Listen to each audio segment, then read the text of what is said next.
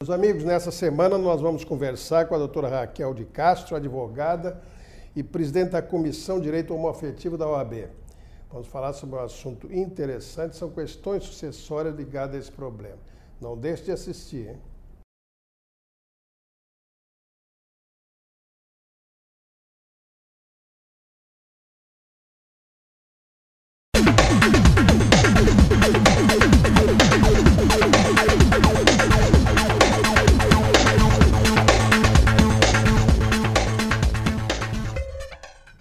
Senhores telespectadores, o programa Justiça Sem Fronteiras está entrevistando nessa oportunidade a doutora Raquel Pereira de Castro Araújo. Doutora Raquel é advogada e é presidente da Comissão de Direito Homoafetivo da OAB. Primeira pergunta que eu vou te fazer, Raquel, que comissão é essa e qual é o objetivo dessa comissão? Agora é que eu quero saber. A Comissão de Direito Homoafetivo, algumas seccionais da OAB a intitularam como diversidade sexual, porque trata das questões de todos os direitos ligados a pessoas... em outras seccionais? Em outras seccionais no Brasil inteiro. Ah, no Brasil inteiro. No Brasil inteiro. Sim. Então, algumas são chamadas de diversidade sexual, outras direito homoafetivo, porque Sim. tratam de toda essa série de direitos até então negados. Desculpe, tratam a que nível? Como é que a comissão trata como? É alguma reclamação, por exemplo, de maus tratos, alguma reclamação de incompreensão? Que tipo de reclamação? Nós recebemos esse tipo de reclamação e orientamos a pessoa para procurar assistência jurídica adequada. A gente dá uma primeira informação, a gente recebe. Se for alguma denúncia, a gente atua junto ao órgão que está sendo denunciado, mas a gente tem como foco principalmente a capacitação do advogado para lidar com esse novo direito, com essa nova área, porque tem muito estigma do preconceito, muitas pessoas acham que não tem direito e tudo mais. Vou te fazer uma pergunta que eu já fiz fora das câmeras e vou para você dizer para os nossos telespectadores. Diferença entre homossexualidade e homoafetividade? Não tem diferença nenhuma. A homoafetividade foi um termo criado pela desembargadora aposentada do Tribunal de Justiça do Rio Grande do Sul, doutora Maria Berenice Dias. Que era uma especialista em matéria especialista de nesse assunto. Hoje ela é advogada, lida com essa área. E ela criou esse termo homoafetividade justamente para tentar tirar um pouco do preconceito que existe dentro do termo homossexualidade. Porque muito mais do que uma união ligada pelo sexo, é uma união ligada pelo afeto entre duas pessoas. Certo. E dentro dessa tua comissão, quantas pessoas compõem a comissão? Atualmente nós temos cerca de 20 membros na comissão. Puxa vida, e vocês se reúnem habitualmente? Uma vez ao mês, havendo necessidade, a gente faz mais tempo. Esse time todo aí? Sempre com uma variação, né? Sim. De acordo com os compromissos. Comparece, sim, então. sim, bastante gente. Muito bem.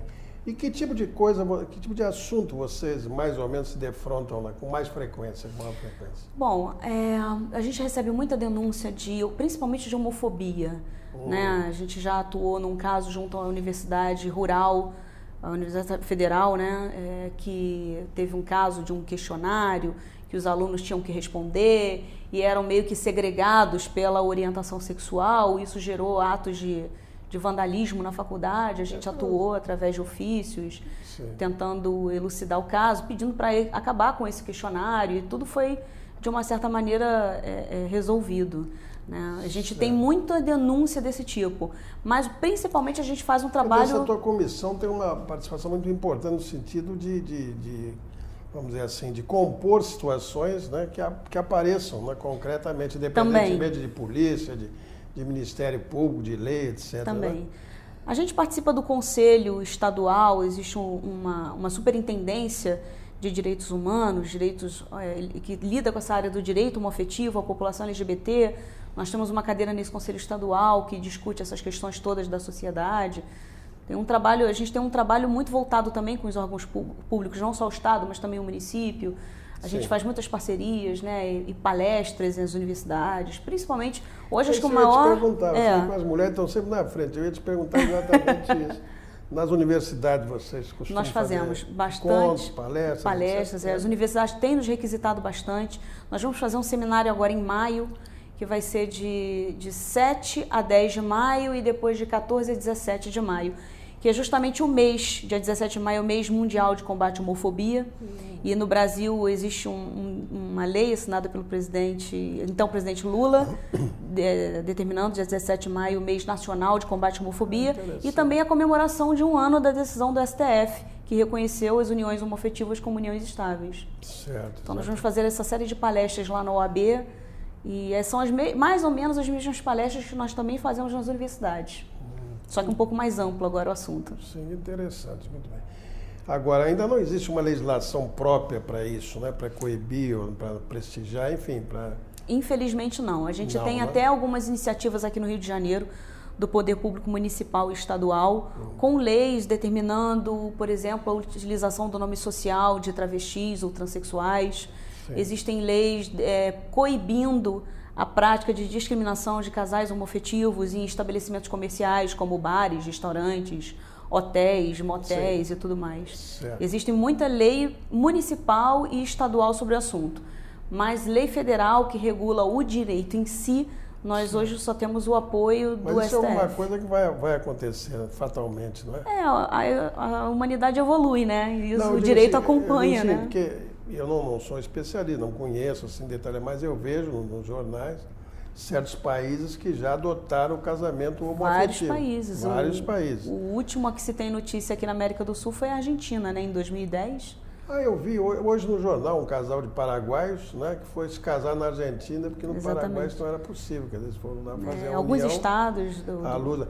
E eu pergunto a você, nesse plano aí, não sei até que ponto vocês intervêm, se é que intervêm, já existe alguma coisa em andamento no Brasil para essa legalização? Sim. A OAB, o Conselho Federal da OAB, que é a Comissão de Direito Homoafetivo do Conselho Federal, é presidido pela doutora Maria Berenice Dias, e nós fizemos um Estatuto da Diversidade Sexual, que foi elaborado com colaboração de todas as comissões do Brasil todo, todas as ONGs que lutam pelos direitos LGBT, e está para ser aprovada no Conselho Federal, e vai ser encaminhado ao Senado com um projeto de lei para votação, que é uma lei geral, que prevê todo tipo de situação hoje, todos os direitos, né, que ainda são negados. Mas já houve um projeto?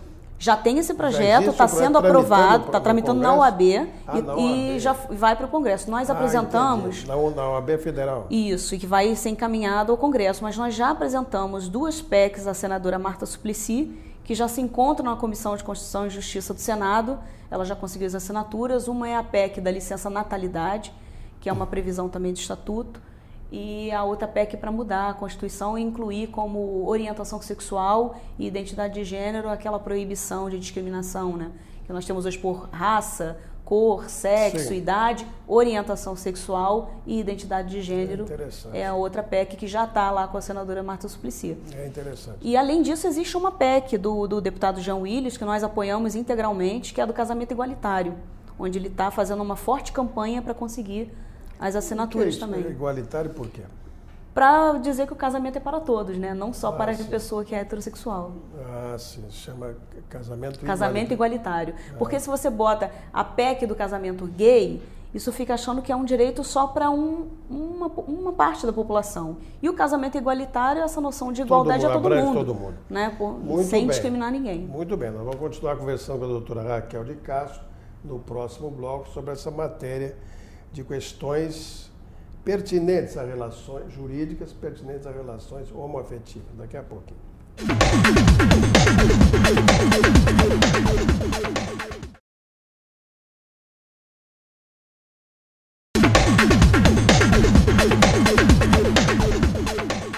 Muito bem, estamos de volta, o programa Justiça Sem Fronteiras, entrevistando a doutora Raquel de Castro, presidente da Comissão de Direito Homoafetivo da OAB, seção daqui do nosso estado do Rio de Janeiro. Doutora Raquel, como é possível, ou se é possível, não sei, fazer essa transformação da união estável em casamento? Quando o STF reconheceu as uniões homoafetivas, a decisão ficou bem claro que a união homoafetiva, a união estável homoafetiva, ela deve ter as mesmas consequências da união estável heteroafetiva. Sim. Uma das consequências da união estável, digamos, heteroafetiva, é a sua possibilidade de conversão em casamento. Então, em todo o país, estão acontecendo os pedidos de conversão da união estável homoafetiva em casamento. e tem sido aceito, bem aceito até. Pela Justiça? Pela Justiça. Mas, doutora Raquel, me diga uma coisa, já existe algum exemplo dessa transformação?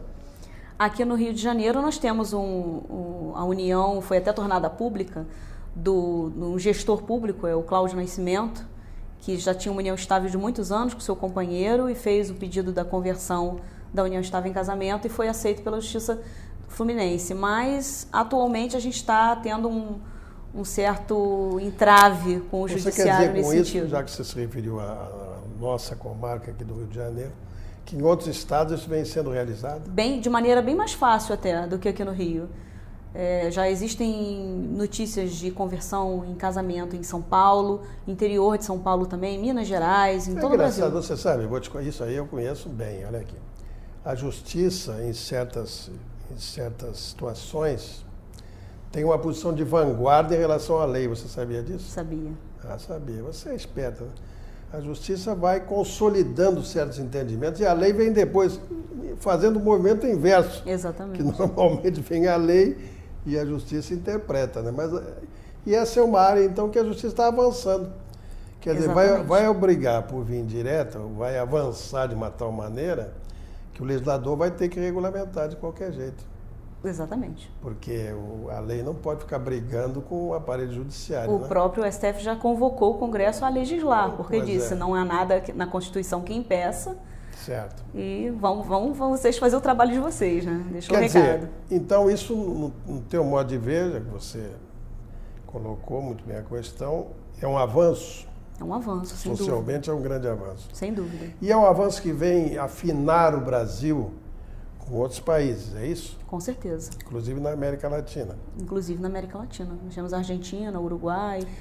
Me diga uma coisa, Raquel, qual é o grande obstáculo para que isso se viabilize? Em termos legislativos? Acredito que seja uma forte oposição que nós temos no Congresso Nacional da bancada, não vou dizer necessariamente evangélica, mas são os evangélicos e os católicos, a bancada religiosa. A igreja, a religião. Então, a religião hoje é o grande... Parece que o Papa fez um pronunciamento recentemente sobre isso, não Esses foi? dias, me parece que houve. Sobre as reuniões homoafetivas. Né? O Vaticano condena, né? Sim, mas isso aí não quer dizer nada, porque o divórcio, por exemplo, também é condenado pela igreja. Aceito, foi abraçado exatamente. por muita gente, inclusive por nós. Muito bem. E no caso da existência de filhos de um ou de outros, como é que isso funciona a nível sucessório? Bom, hoje se você tem um casal homoafetivo e tem uma criança, seja biológica ou adotada, é possível a adoção pelo outro par. Inclusive aqui no Rio de Janeiro isso é feito há bastante tempo, muito antes da decisão do STF. Então aí a gente teria que ver se o filho é do próprio casal ou só de um dos pares, né? Sim. Mas a questão do direito sucessório... Mas aí você vai aplicar a legislação em função disso. Ou é de um, ou é do... Não é?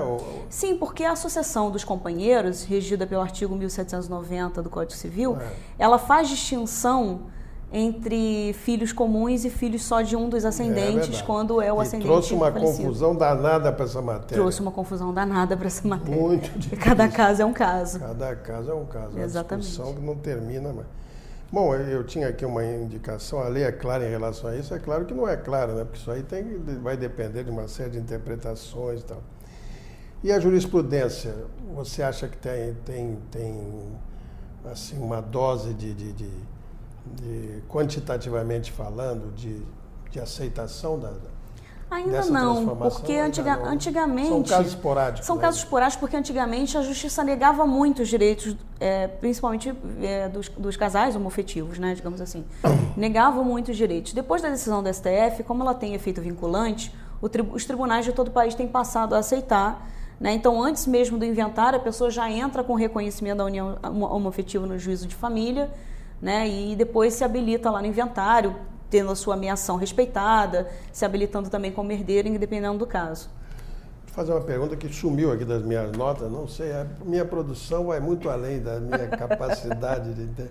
Mas em relação ao INSS, como é que funciona isso? Filhos e INSS? O INSS tem um provimento dele, já bem antigo, que veio através de uma liminar numa ação promovida, se não me engano, pelo Ministério Público Federal. E hoje em dia tem um provimento regulando a possibilidade de você incluir o parceiro homoafetivo como seu dependente, para receber a pensão por morte e todos os outros benefícios advindos daí.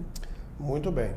Então, isso resulta de uma providência interna do Isso, é anterior até a decisão do STF. Isso tem sido muito discutido na Justiça, né? É.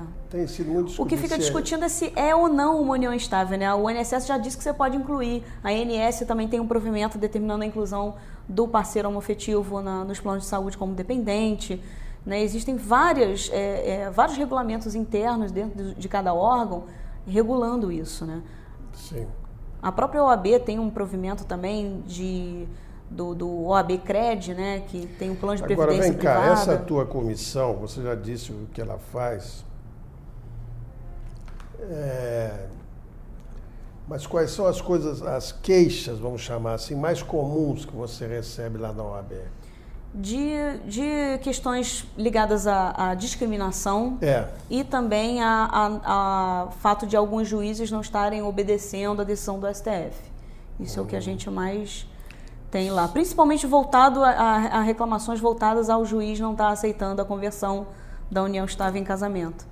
Muito isso bem. É bem recorrente lá também. Tem aparecido muito Bastante. isso lá. Você disse que se reúne uma vez por mês? A comissão se reúne uma vez por mês? Ordinariamente, uma vez por mês. Dependendo da quantidade de trabalho, a gente faz mais de uma vez. Muito bem. E você acha, uma vez que você está exercendo essa função lá, que o homossexual, aqui eu tenho que falar em homossexualidade. Sim, com certeza. Hoje, no momento que nós estamos vivendo hoje, ele tem algum constrangimento em definir essa sua posição ou não? Para a gente, na comissão, não.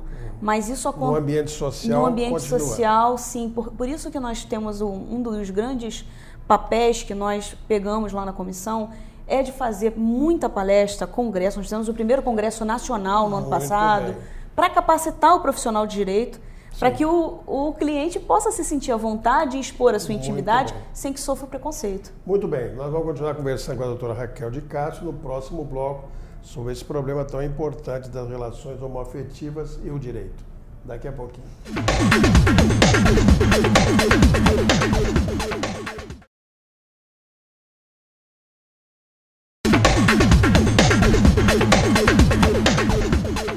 Muito bem, estamos de volta, programa Justiça Sem Fronteiras, entrevistando a doutora Raquel de Castro, advogada, presidente da Comissão de Direito Homoafetivo da OAB, aqui da seção do Estado do Rio de Janeiro.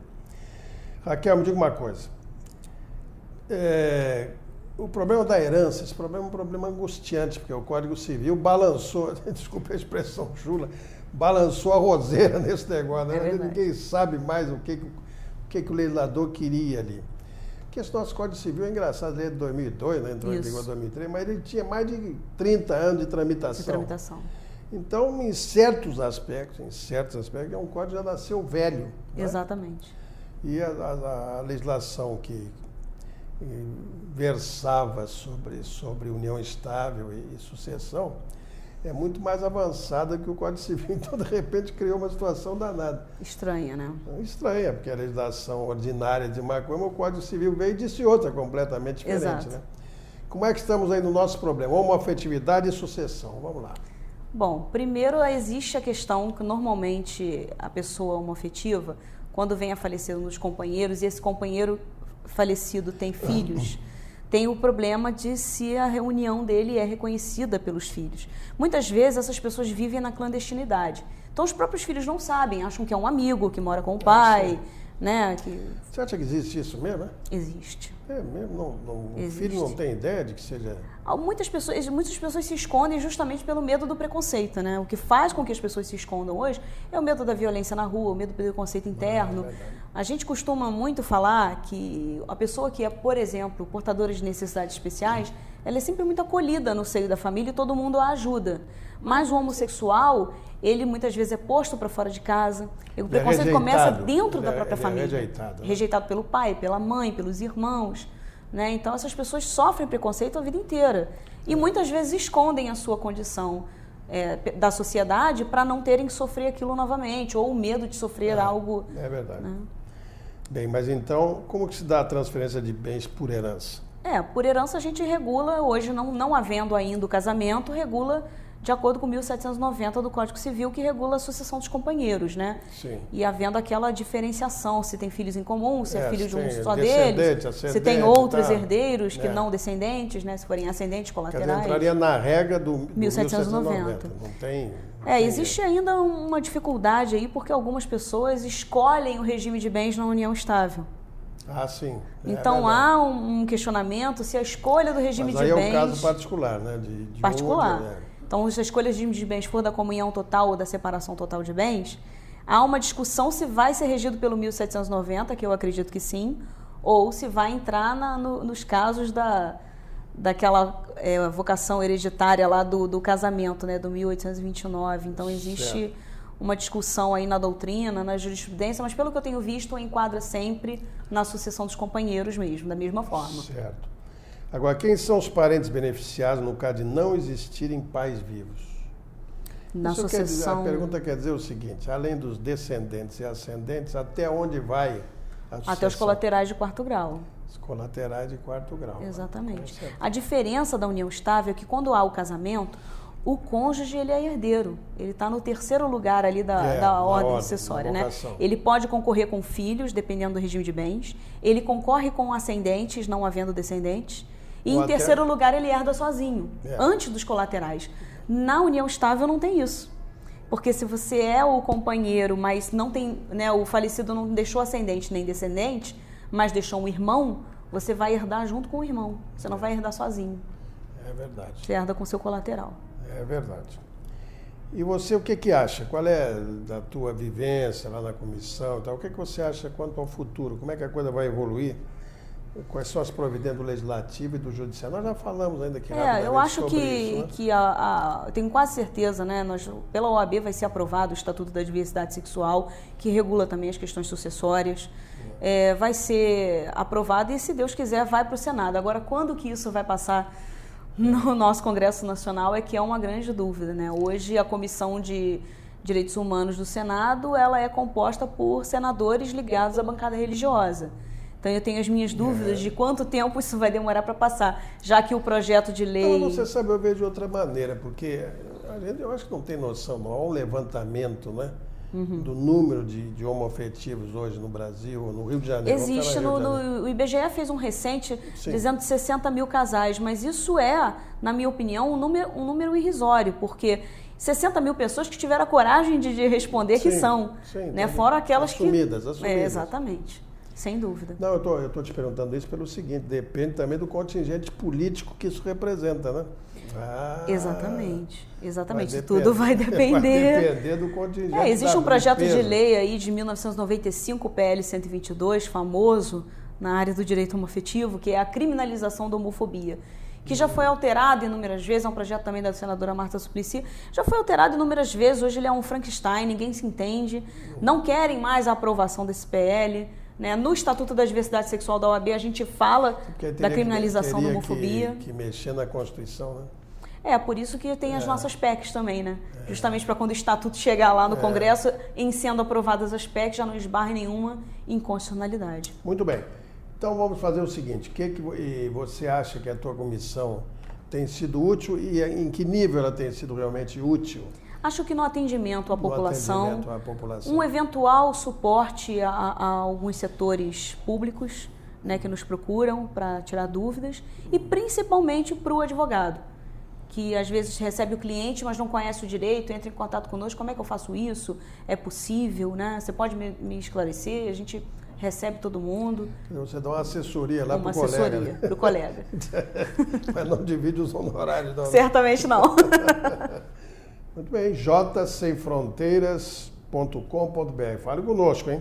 Sobre isso, alguém me pergunta, o senhor José da Silva me pergunta o seguinte, desembargador, como é que a transexualidade entra nessa discussão que vocês tiveram aí? Olha, eu vou ser bem atencioso com o senhor, vou pedir que a nossa entrevistada lhe responda, que o senhor vai ter uma resposta muito mais técnica do que a minha. Por favor. A transexualidade, o que é que você acha? A gente costuma dizer no jargão popular, né, que o transexual é aquela pessoa que nasceu no corpo errado. Né? A mulher que nasceu no corpo masculino ou o homem que nasceu no corpo feminino. Então não há uma identidade psicológica. Não tem nada a ver com Almodóvar, né? Não. Bastante parecido, mas não. A pele que eu habito. Né? Exatamente. Só coisa do Almodóvar. Só Almodóvar para pensar num filme como aquele. Mas é a pessoa que deseja adequar o seu sexo à sua identidade psicológica. Então essas cirurgias são feitas normalmente até pelo SUS aqui no Brasil.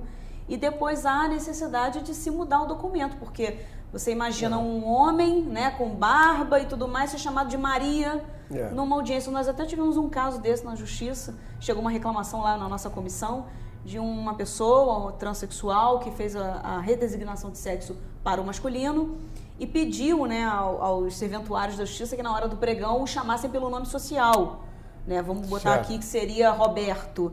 E aí na hora falaram, Maria...